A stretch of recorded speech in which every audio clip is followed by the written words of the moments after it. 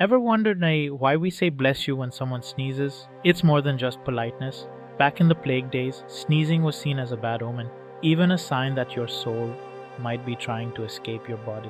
People would quickly say bless you as a sort of prayer, hoping to keep you safe and alive. It's a little dark, right?